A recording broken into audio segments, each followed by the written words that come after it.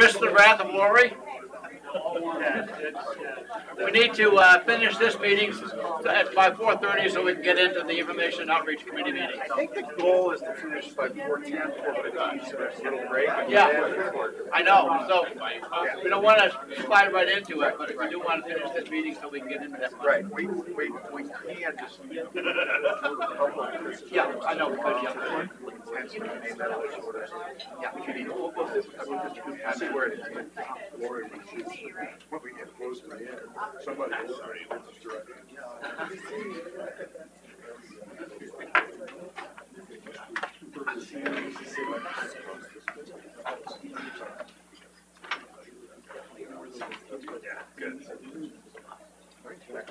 Okay, Mr. Treese,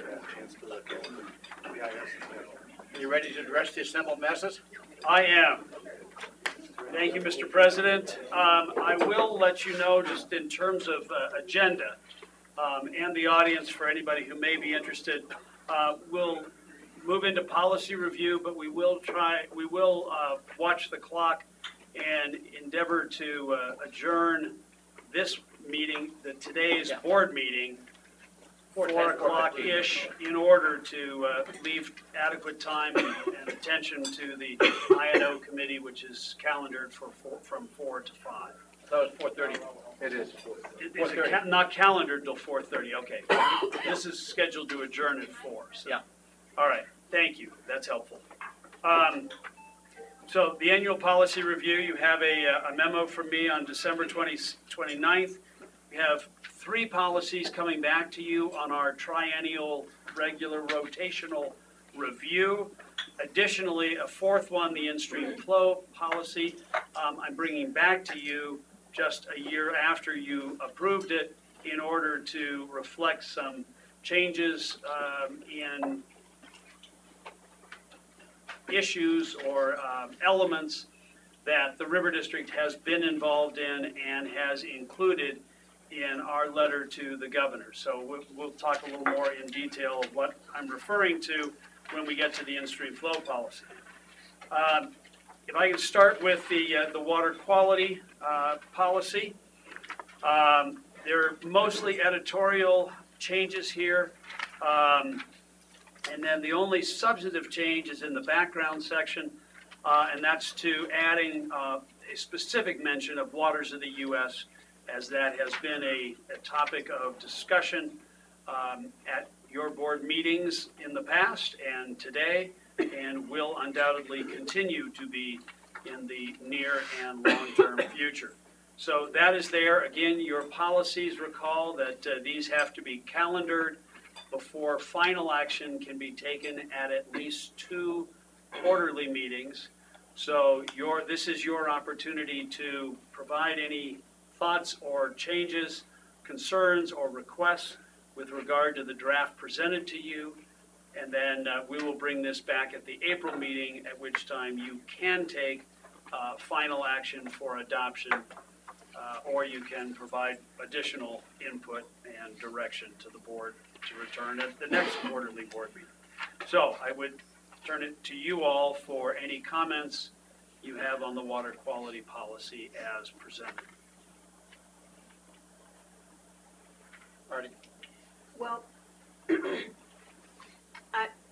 kind of pertaining to the new language about waters of the United States, it's certainly a statement of fact, but I guess I would like to see us, if we can come to agreement on what it should say, I would like to see us add a bit more in terms of the actual policy ramifications.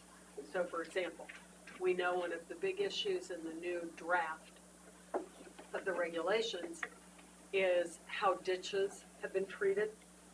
So, I mean, I would like to see us, the big problem with waters of the United States, I think for many people, and in how it's been administered, is that it is overreached beyond just what most people would consider navigable waters, or waters that have some significance as tributaries, and has encroached upon use of ditches, water that's been withdrawn and diverted and is being carried in ditches, and small ephemeral puddles and ponds and so forth.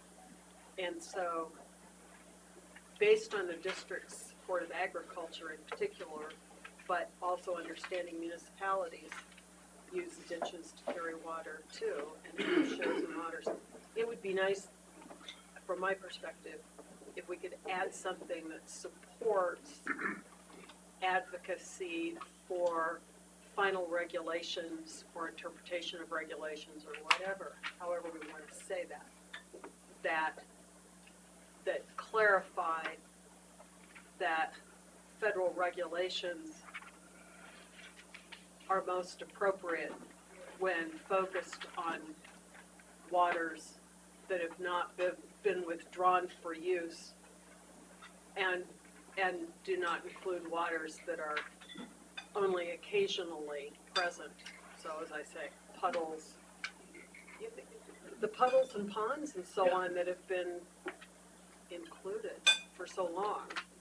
And one of the problems currently, or with the last go around on the ditches, was that it included as soon as somebody acquired shares, a municipality acquired shares in a ditch that carried agricultural water, it became regulated because it included municipal use, Even not just irrigation use. Even if it wasn't even municipal use yet, they just acquired the ownership in it. And so I would like to see us, just add some policy that really says, we support the efforts to ensure that agricultural waters are not affected and that the reach of the federal regulations is not over-encompassing of waters that are only periodically present or something like that. That's good, Chris. On the top of page 6 of my federal affairs memo, if each of you is equally skilled in flipping electronically, I have a list of 9 areas that I thought were pertinent that are intended to be excluded from the definition of waters of the U.S. And reading them very quickly for your consideration, there's groundwater, ephemeral streams, Yes. And diffuse stormwater runoff as one. Ditches that don't fall into the included category, which isn't very clear, nebulous. can be better Maybe defined. we could just say Prior converted cropland, artificially irrigated acres, that's the induced or created wetlands. Artificial lakes and ponds constructed in uplands, not in wetlands. Stormwater control features, strictly municipal features. Wastewater recycling features, if they've created an artificial wetland or are using wetland soils and plants to be a water treatment control method, and then wastewater treatment systems generally. I think that's an easy, I'm not sure there's much disagreement with that. Add something about And supporting we can do that, and I agree that this is, in fact, what's there is intended to be factual. It's in the background section, and we can include, I can return to you next quarter with some comments on in the policy section. I mentioned the federal affairs discussion of waters in the U.S. as Peter did, so that in looking at that tonight or in our federal affairs discussion this afternoon or tomorrow morning, that you can keep that in mind and provide me with any thoughts you have or specifics. Thank you. Any other questions? Mr. Trampy? In the background, Chris, the last sentence. We, in the Gunnison Basin, particularly in the East River Basin, we've really experienced where all the move-in was creating all the industrialization, municipal development, water sand district development stuff impacted water quality. But everybody pointed their finger at the ranchers. So I don't know. I'd like to see a little expansion on that last statement. If there was a way that we could say that no matter what, that the growth, what I'd really like to see is that the growth negatively impacts water quality without really special attention.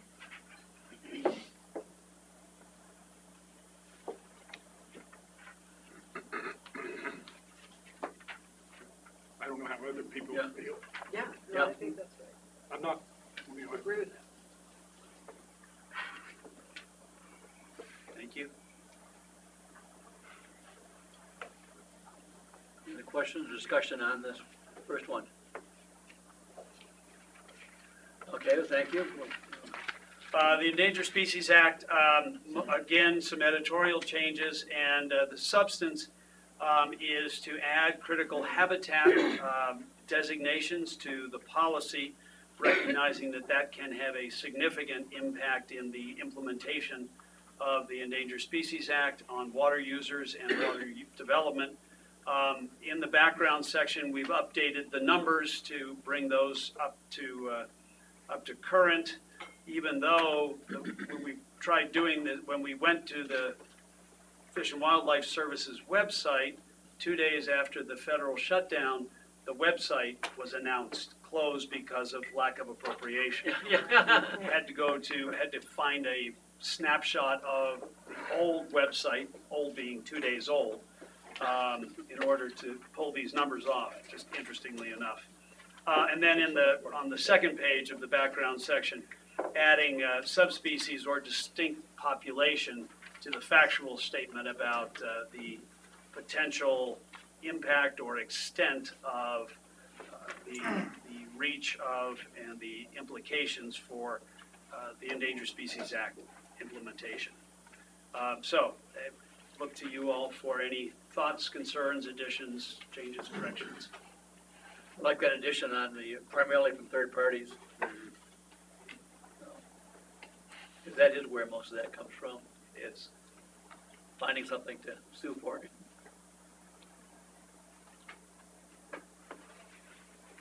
Comments, discussion? Hearing none, next item, All right, thank you. in-stream flows. The in-stream flow, again, bringing this back to you, I've added a sentence in the policy on acquisitions, an important part of the in-stream flow program, in addition to its new adjudications, new filings, is the ability to acquire by pretty much any means, by purchase, by donation, by loan, by any of a number of means. And also adding in the second to last paragraph, a sentence on the review of the need for or a call for review of the existing in-stream flows, especially the earlier filings, new filings of in-stream flows that do not reflect current science and do not reflect current process and procedure that the in-stream flow program follows to determine the minimum amount necessary to protect the natural environment to a reasonable degree. This has also been this was included in Andy's letter to Governor Polis, Governor-elect Polis at the time, suggesting 5 areas for his attention and consideration, and this was one of those areas, calling special attention to this. So I think it belongs in our policy. Thoughts? Mr. Catlin? Thank you, Mr. Chair. From an outsider looking in, it seems to me like the in-stream flow program is needing reined back some. We continue to go back to these stretches of river or streams or creeks or ephemeral, and not only do we have the minimum amount necessary, but we are now adding enhancements. And, you know, we've heard from water policy appointees that how much is enough? Well, all of it would be. Or a bit more. You know, and we just can't keep doing this. I mean, you know, on the Dolores down there, you know, I don't want to cross-pollinate here, but, you know, they don't have any willingness to leave out a carve-out or some of those kind of things. And if that's the way they want to run the program, then we need to say the program needs to be changed. I know it's a popular program, but the state of Colorado has become the stalking horse for everybody to nominate stretches, BLM, all these folks. They don't have the ability to do this.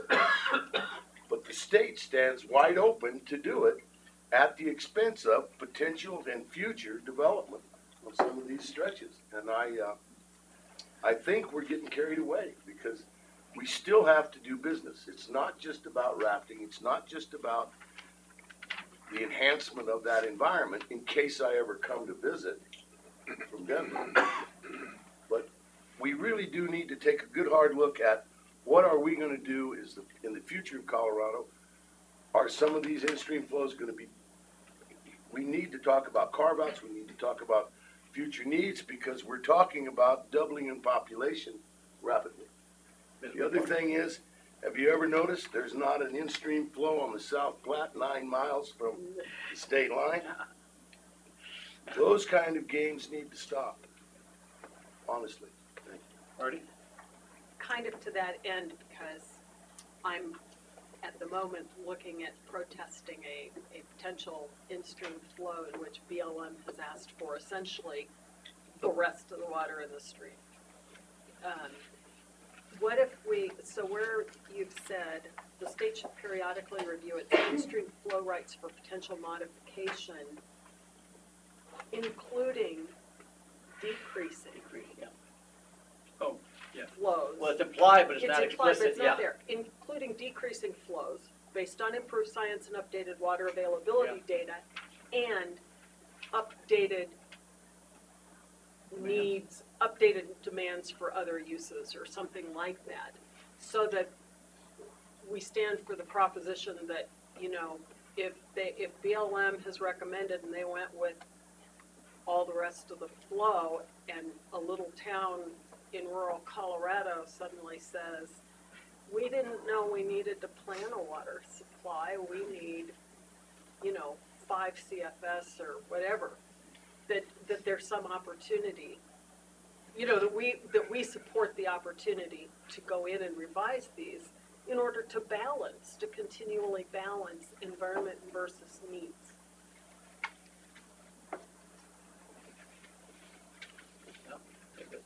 Yes, Chris? If I can ask Director Catlin and others who nodded, the third and fifth paragraphs of the policy both mention that protection of existing uses, protection of potential future water uses.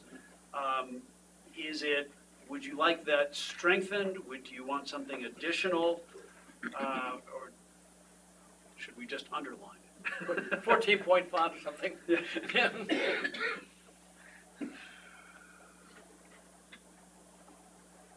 I think we should be talking about future and potential future uses of the water that this program allow, when they file the in-stream flow, allow for a carve out of X amount in that water right so that the small town in rural Colorado can go make an application and go through the steps. Because right now we're excluding that. That's not going to happen. And, you know, if we're going to double in population, it's going to be every place. And maybe we should implicitly put in there, or explicitly, should reasonably provide for upstream development. I don't know how to say it. Upstream expansion, because we don't, you know, we're saying that recognizes the existing or potential water uses. Maybe we need to go beyond that. Yes, ma'am? It feels like that this includes all of those concerns. I mean, it talks about balancing in-stream flows with consumptive uses, talks about the district may oppose, and then the added paragraph, I think, asking for review. It feels pretty inclusive of the concerns you're all presenting. I guess there's some concern that it's implicit but not explicit. I mean, the state has that ability now to do a carve out if they We wish. tried to get one. Yeah. Well, the River District tried and failed. Right. I know Yeah. that on, We did down to your in Dolores, example, the Dolores. And that's what concerns me. But how do you, I mean, I'm with you, but it's a great challenge to put some language in there requiring the state to do that, you know, making it mandatory for the state to do that upon request. Well, the water belongs to the people of the state, and, I think we should be looking at the state as a whole, not just in the environment. How it's crafted, I'm not sure, but, I do know that those are the kind of things that are gonna make it very hard as time goes forward. And what will end up happening is that our small towns will end up buying their neighbors' places and dewatering that ground to have drinking water, and is that where we wanna go? Yeah, you're right. Because that's the only water there'll be. So, I understand the balance, but you can't just have a good idea and then the state says, oh yeah, we'll put an in-stream flow on. Like all of the rest of the water in this stream. And what's frustrating, of course, is there's probably been more in-stream flow nominations from Parks and Wildlife than any other organization. Right. And that's another part of the state. Yeah. So it's worrisome. Anyway, I just want to bring up that concern. Yes, Chris? Actually, to one addition, Director Aquafresca, we were successful. We did ask for it, working with proponents of the in-stream flow and the state, and we were successful in getting the state likes to call it a depletion allowance.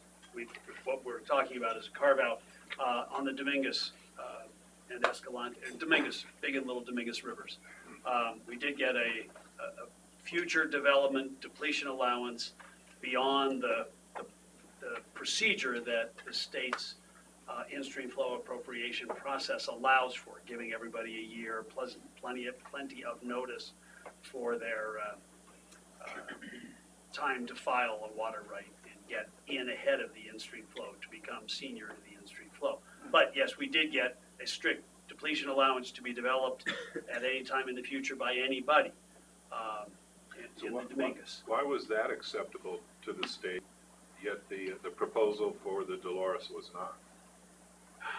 And I mean, we're probably comparing apples to oranges here. Well, not entirely, and if you want me to channel the state, I think their answer would be that they're not, with rare exception, they're not appropriating 100% of the stream flow. They're only appropriating 50% of, is that the rule, 50% or 50th percentile? There is actually no rule, but that is their rule of thumb. Process.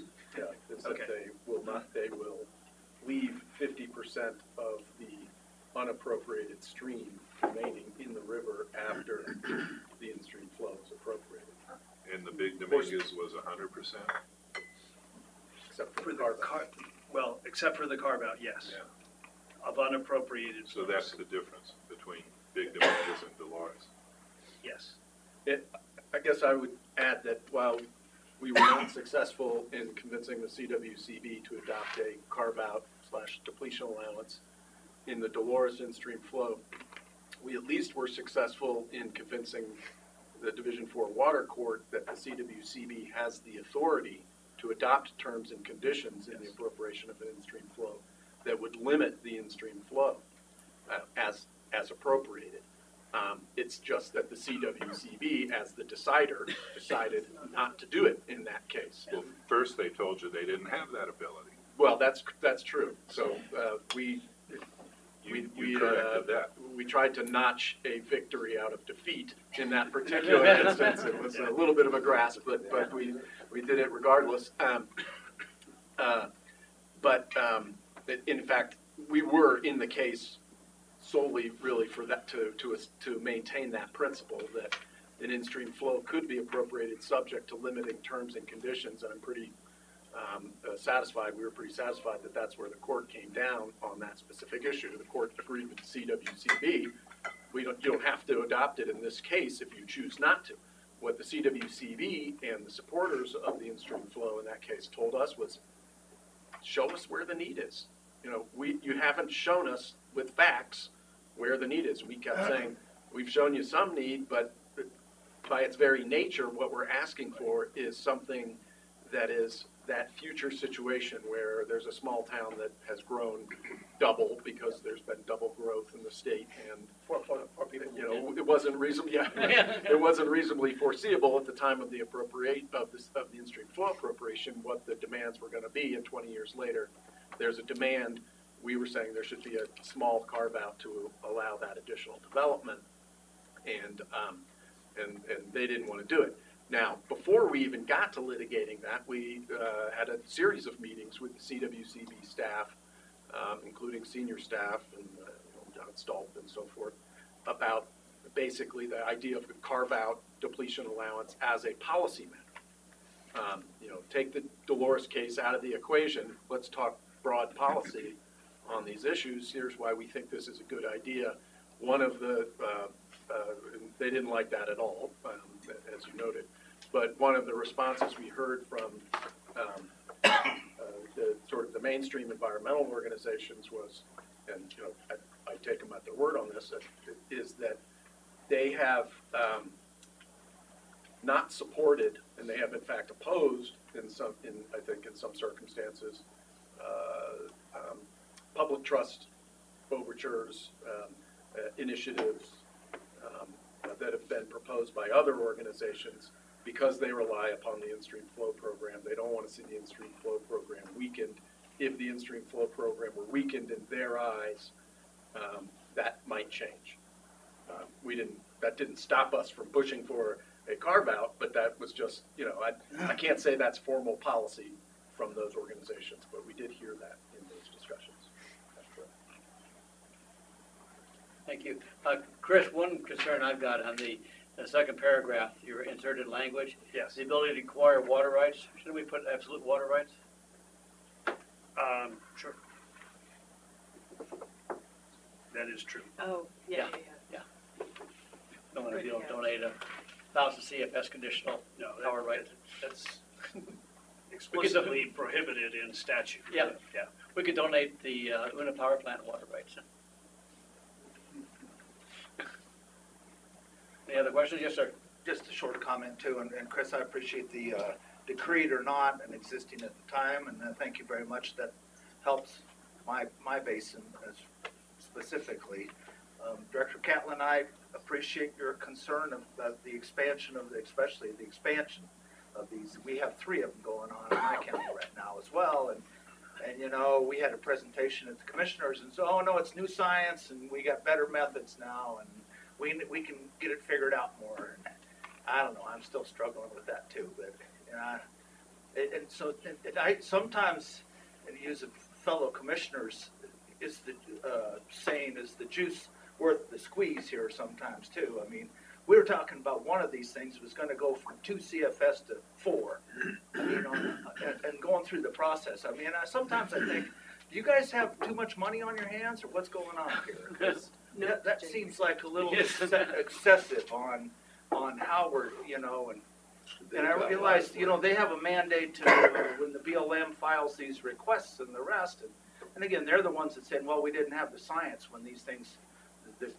specific stream flow section when we did this one, and you know, they're admitting that they were winging it at that time, so that's fine. But again, I'm pretty concerned about some of it. The other thing that got me is one of these things is that I couldn't see, and somebody will have to help me. Part of the stream that the stretch that comes in here was in wilderness area, and so how was the water rights going to be? I mean, protecting it from what? You know, the in-stream flow coming out of a wilderness area, protecting it from what? I mean, who's going to do that? So, I don't know. There's still a lot of work to be done here. So, Okay, Mr. Trampy? Chris, I have philosophical problems trying to meld everything together, okay? On the one hand, the district's talking about protecting agriculture. On the other hand, and I don't know how to balance all this, and you talk about trying to balance it here, but I'm not, when I get to thinking about it, what's actually happening on the ground as a result of the water plan and the adoption of the ATM process within the environmental community, and all the newcomers coming to the state of Colorado and buying ranches and potentially dedicating a lot of their water to the in-stream flow program and that kind of thing, I get a lot of heartburn about how we're potentially mixing up our messages. And so, me being biased as I am, when I read this, I have concerns, okay? Because I think we're not following through on our messaging. I mean, if we want to promote this level of operation, and we think, you know, in my mind, trying to be honest about it, we need to back off on promoting agriculture. Have to be careful how we balance that, okay? Yes, Chris? Yeah, I think your point's well taken, and I think that I will look at it. I don't know of a resolution, certainly off the top of my head, but I think that call for balance and the interpretation of this policy in terms like balance is why we have 15 very talented board members and a legal department to challenge a wrong interpretation. And I will say the same thing about the next policy. Okay, Yeah, well, and recreational too. yeah, with respect to both of these policies, this is written to be largely supportive. Starts out with the River District's policy is supportive of, and elements that Director Munger points out that specifically we're concerned about, but there's statutory provisions. And to respond to Director Munger's concern of, question of where's the concern, who are we protecting that water from? In many circumstances, we're protecting it from a federal water right associated with the federal reservation of land, wilderness or otherwise. That if there is any water right, we have said we want it to be a state in-stream flow right under the control of the CRWCD. And to that extent, I think that this board has historically supported the constructive use, both for protection of the natural environment to a reasonable degree and as a state-controlled water right that is consistent with our policy. So, Thank you. Peter has, Peter? I was just going to follow up on something Director Munger said, which was with respect to the protection during the appropriation of an in-stream flow, the protection of existing rights, whether they're decreed or not, which exists in the state in-stream flow statute.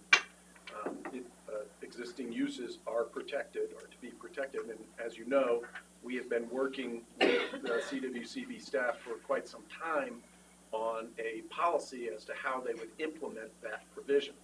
It arose out of controversies in Water Division 6 with respect to stock watering during the winter time in particular. We have argued, yes, this is where this issue has arisen, but the statute is not limited to stock watering. The statute just says pre-existing uses. So to the extent we're able to reach some accommodation on how these should be dealt with, why not make it applicable to all types of uses, not just stock water? We've been waiting to get, we've had a series of back and forth, and we've been waiting to get a written response on our last round of comments on that document from the CWCB. We've been waiting a while now. I did notice that it is teed up for discussion in executive session at the CWCB's board meeting at the end of this month in Westminster. So that's why it wasn't on your agenda, because there hasn't been any update. Note that it is on their agenda, so we should hopefully get an update shortly after that. Ms. Whitmore? The only thing I was going to say about federal rights is not every federal water right is a reserved water right. BLM in particular, I don't think has anything in its organic statute that allows it to reserve water rights, and I don't think they could get a reserved water right. I think they could get a state of Colorado water right, okay, by just filing in division whatever for however much water they want. The difference is then they would have to go through the process that all the rest of us do of showing that they have a beneficial use, that they can and will use the water. You know, it's going to be more limited then the Water Conservation Board making a decision in a Water Conservation Board meeting that is then strictly arbitrary and capricious review. And for whatever amount they convince the water board staff that they'd like to have. And so I agree, where you're avoiding a federal reserve water right, that's a different matter. We've been doing a pretty good job in most of the new set-aside bills of making sure no water right goes with it. But I think it's important for everybody to keep in mind, doesn't apply probably to BLM. Well, it doesn't because they haven't withdrawn the BLM land. That is the unreserved public domain still. That's, So we're not doing And I that don't withdrawal action that carries with it. and I don't think there's anything in their Organic Act in FLPMA that says they automatically get water. So that being the case, I think BLM should just have to come in and get their own water right and prove it up. And Any other comments for, oh, I just wanted to say that I think it's really tricky to get the right language here, and I Yeah, think I we do need agree, to have yeah. flexibility because it depends on the situation. I agree. And, for instance, in our lower Blue River, we're struggling constantly with, why do we only have 50 CFS? This is not a reasonable degree. We need at least 100, and the fish are dying, and so it depends on the situation, and the agriculture is lower down and off the tributaries, so it just depends on the situation and what the economy is thriving on, and so we need to be flexible and take it case by case to a large degree. Rich, just one final thing in response to, and thank you, Director Munger, for highlighting the additional sentence of that fourth paragraph. And that was to follow up on what Peter was saying, that we use the term in-stream flow adjudication at the end of that sentence on purpose instead of an in-stream flow appropriation, so that it would apply to both an appropriation and an acquisition. Yes. Yeah. Thank you. Okay. Just to sort of tag on to what Director Stegelmeyer said, I think that balance is really important. I do like the language in the policy about balance and case by case, because the economies vary so much county to county that I think we need to allow the River District to weigh in to oppose or to support based on particular situations. We feel strongly both ways. Right. Right. Okay, Chris? Richard? Yes. So on the last page, there's just really two editorial, non-substantive changes. This is really brought back to you just the way it was for any thoughts, concerns.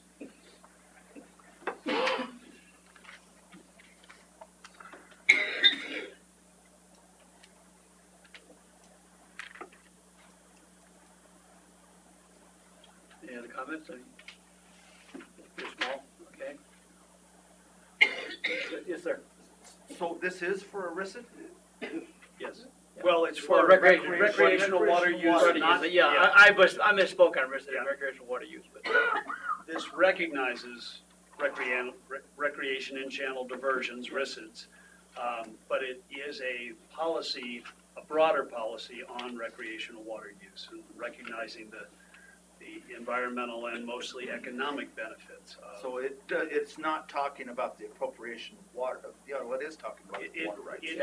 It includes the appropriation of water rights for RICIDs. So I'll finish my comment here, and then we have in the in-stream flows, the minimal amount necessary, and that's kind of been one of our discussions, and what is the minimal, and that's kind of the thing that we got into.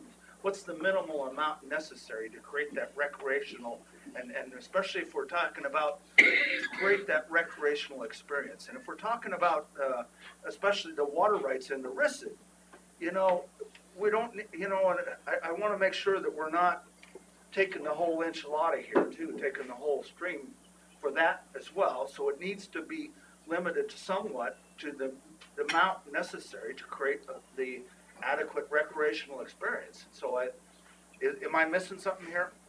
The RICD statute already includes that language. And I agree, but shouldn't we have that in here? I think our answer to that is the last sentence of the policy, right? Krista, like all water rights for recreational uses must be reasonably efficient and promote maximum utilization of Colorado's waters. I'm fine with that. Both that one and the second sentence, I think, is an attempt to address that very concern. Okay, thank you. Answer my question. Does that do it? Okay. Yep. Okay. Other comments? Yes, sir. I'll get on my soapbox again briefly. Add this on to my previous discussion about the in-stream flow policy. How do we balance all of this in conjunction with the drought management or demand management, drought contingency planning?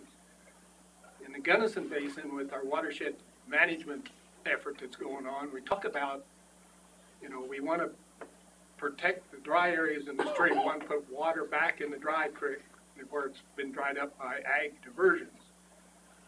We don't really necessarily understand what's going on with return flows. We don't understand what's going on with aquifer levels being maintained in the gravel beds so that people can irrigate the surface. We just want water in the stream in those areas that aren't wet enough. And you talk to them about, well, what are you going to do when we have drought manager demand management to take care of drought contingency planning? Well, everybody's going to be short then, but we're going to still have water in the stream.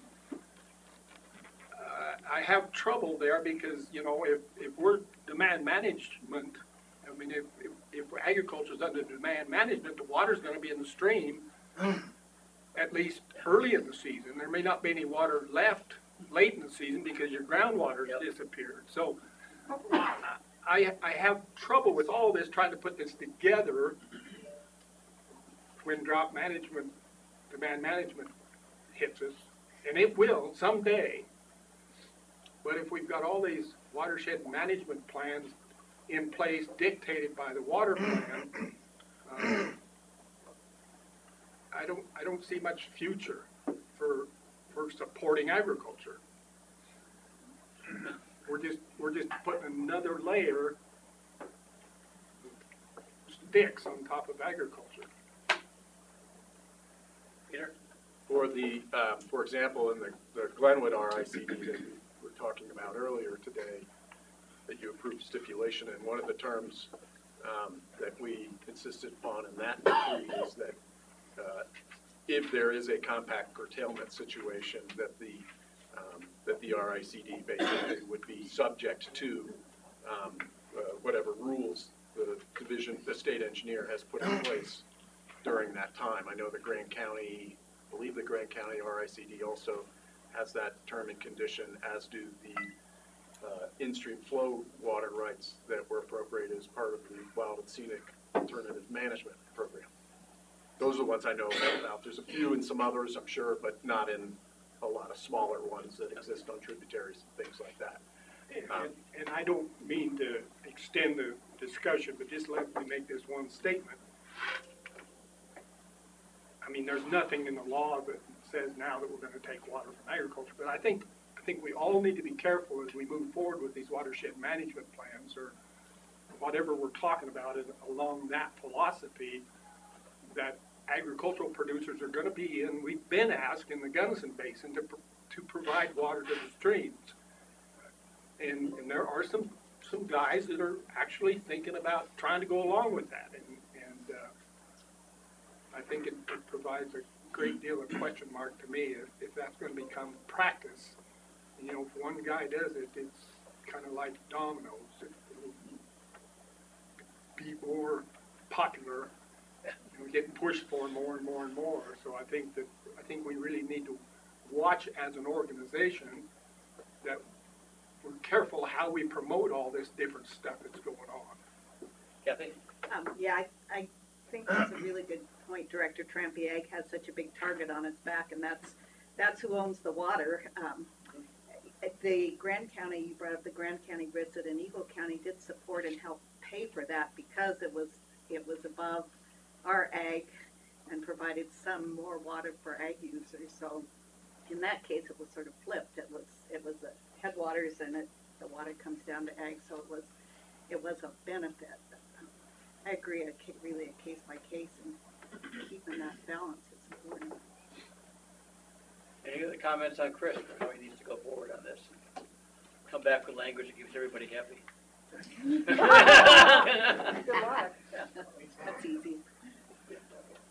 Let's see, do we want to do directors' updates and concerns? I think we should. Yeah, okay, let's do directors' updates and concerns, basic concerns. Let's start around with Mr. Munger. So I've had something that's kind of been lingering in my mind since I first became a director, and again, there's a lot of historic things that have happened here, and you know, my question and comment is the accounting reports that we get for the meetings. And again, so I guess my question is, I really appreciate the check run and the rest and see who we're paying monies to. My concern is there's nothing in here, being an accountant and the rest, and I follow budgets and all that stuff. So there's nothing in here for first quarter, second quarter, third quarter, fourth quarter of our expense revenues, just position stuff. Okay. And then again, so versus having the information that Ian is providing us with the checking account balances, I hope you guys can take care of that. But Yeah. I mean, so there's a whole bunch of pages there that, you know, that's, I don't need to see. But again, it would be not, you know, we spend a lot of time, all of our entities spend a lot of time budgeting, and we come up with line item budgets on all of these things. And yet and for us, we still haven't seen what our year-end reports, we haven't seen if the third quarter reports are on our actual versus budget. And so, and again, this doesn't need to happen overnight. It's just kind of bugged me since I've been a director that, you know, it would be a really good thing to, you know, if we budgeted $500,000 for attorney fees, how much we spent out of that money during the year. And so that's something I've kind of just wanted to bring up. It doesn't need to happen yesterday or today, but it's food for thought. And again, it flows around our fiduciary responsibility for how we guys look after you guys and how everything gets done and spent. So that would be my comment. I think that's a really good point. And granted, my time on the board, I looked at those check registers with the same wonderment. But maybe we can, Ian and I can work on getting some more useful reports out to you guys on a regular basis. And, you know, for me, year-to-date expenditures, revenues. Yeah, exactly. So, you know, it might not even, you know, I don't want to see the line item or how much we spent on our staying here for the night or whatever, you know. But I'd be nice to see how much, you know, if you haven't seen the hotel yet, you might want to see that. It's $25 a night this time. They got a good deal. They got a good deal. Anyhow, enough said. Thank you very much. Okay, Mr. Acrofresca. I had a couple items I wanted to share during this comment period, but I think we got to air them out pretty well this morning. I wanted to talk about the field day that we had up at Fire Mountain Canal project. That was a great event. Also, I wanted to share that the water users meeting in southern Nevada last month, I got a lot out of that. You know, I went to that meeting about 5 or 6 years ago, and I felt I didn't get much out of it, but I gave it another shot, and this time I thought there was a lot of really relevant information to be had.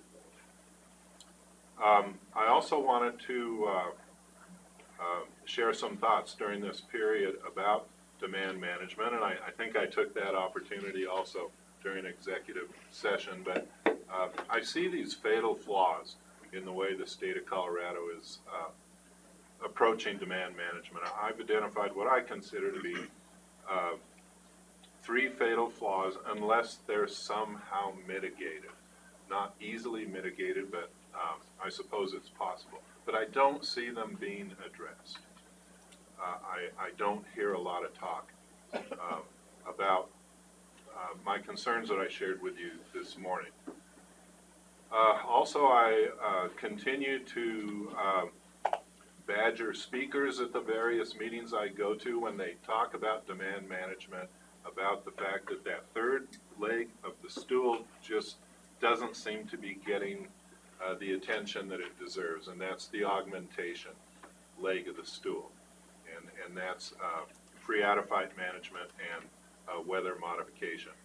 I know, I heard an outstanding presentation, a PowerPoint presentation from DK at the last roundtable meeting here.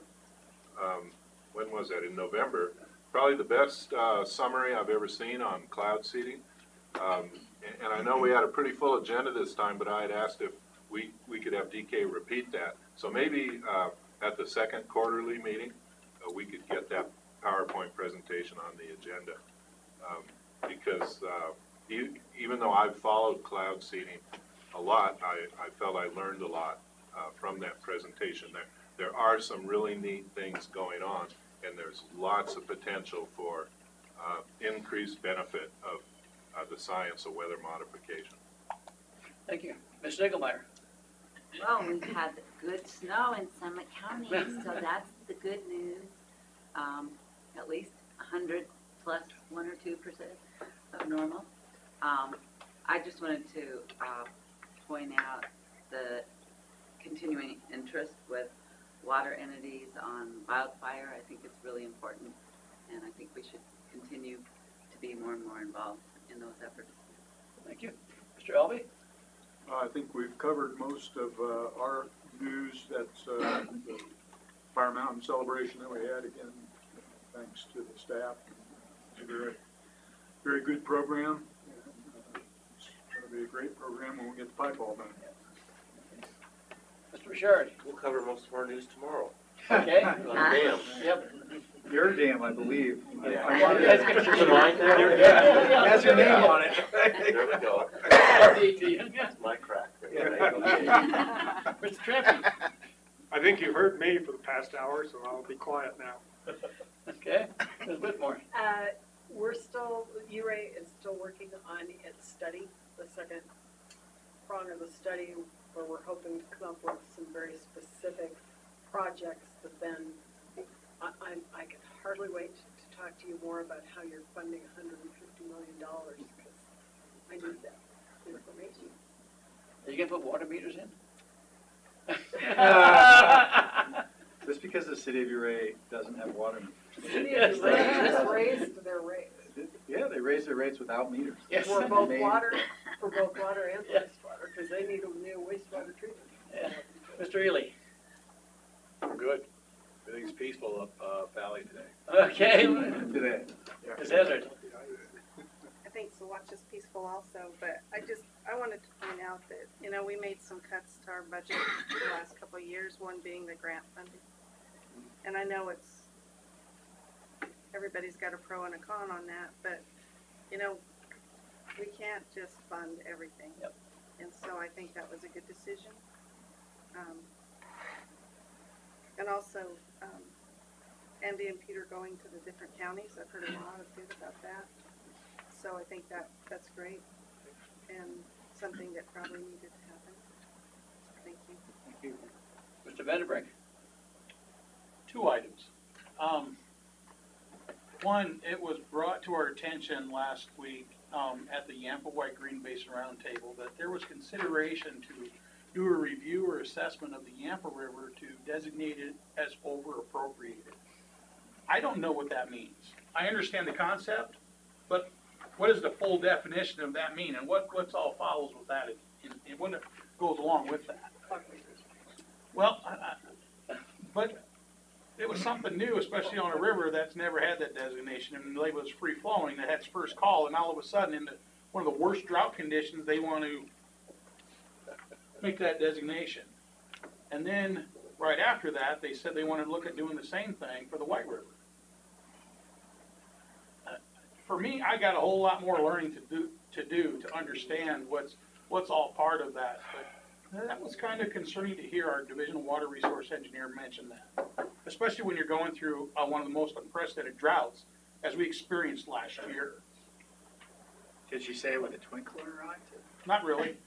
The river district at one point probably had enough conditional water rights to over appropriate the western slope by tenfold. Oh, I could, Yeah, so. if the water rights are fully developed. I But yeah, could- these are conditional, so, yeah, But I think that's hard to say when you have one of the worst droughts on record you manage through it. and you have limited storage to no storage, like on the Yampa, limited, and even on the White, no. Yep. So I think there's some investigation there that I would like to learn more on, and perhaps you can even ask some questions with that. Secondly, on Thursday, there's a first of its nature of a White River Expo happening in Meeker from 9 until 4, I believe it is. Andy is a speaker, Brent Newman is a speaker, they're doing, Peter Fleming is a speaker as well. I know Jim will be there. We've got several River District personnel going to be participating. Thank you very much. But we've got the CRWCD coming in. We've got several big river, medium river, western slope river folks coming in and local. So, I mean, we're kind of going across the whole thing. But right now, it's been well received. And I know the RSVP date was Monday, but I think they would extend the gratitude to any one of you if you would like to attend. So a meal is provided. So, Ms. Chandler Henry. We also are having a much better snow year than last year, which means our sales tax revenues are looking much better than they did a year ago. A couple of concerns. There was a spill at the Eagle Mine there by Gilman earlier, or in 2018, that wasn't reported out correctly to local entities. So we're keeping our eye on that and have sent some letters of concern about that. The snowmaking project on Vail Mountain, that's on hold because of the federal government shutdown, so they're waiting on their approval for that.